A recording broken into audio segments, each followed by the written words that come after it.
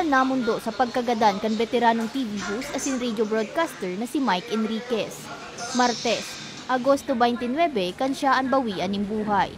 Antes magadan, inot ng pinadaba urog kan masa ang boses niya. Saro sa mga tuminatak sa publiko ang sa iyang linyang. Excuse me po. Na talaga naman na nami-miss kan kagabsan. Sa tibay ni Enriquez sa pagbabareta, haros gabos na Pilipino sa iyang napahanga. Kabali na digdian mga estudyante kan College of Arts and Letters sa Bicol University. Bilang pagtaong honra, kasuudma, binalikan kan third-year broadcasting students ang buhay-buhay ni Enriquez. Sinda Adrian, Rosel Asinjusan, hanga ng God sa nagadan na broadcaster. Para sa inda, di matatawadan ang ambag ni Enriquez sa industriya ng pagbabareta.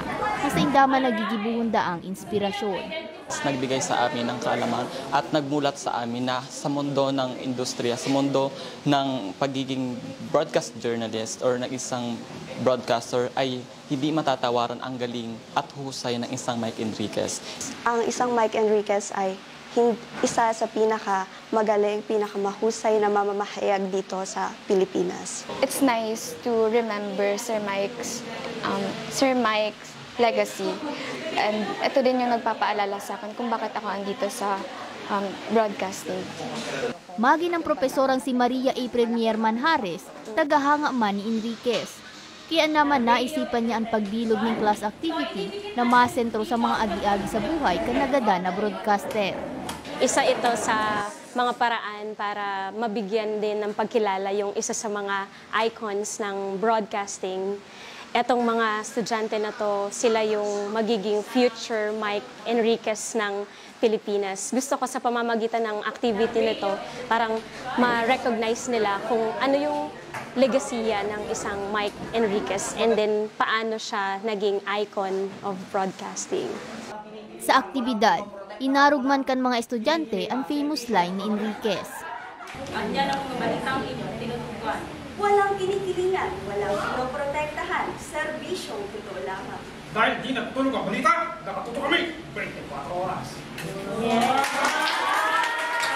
Sigun kay Manhares, hiniman ang sa iyang paagi ng pagsaludo sa iyang idolo. Sa lahat siguro ng mga activities namin sa classroom, isa si Mike Enriquez sa mga nagiging example kapag merong mga tasks na ibibigay ko sa kanila, analyze mo kung anong meron tong broadcaster na to. Karamihan sa kanila, isang Mike Enriquez ang pinipick para i-present sa class. What's with Mike Enriquez na maganda? Ano yung mga dapat na i-identify or mga sundin na yapak sa broadcasting?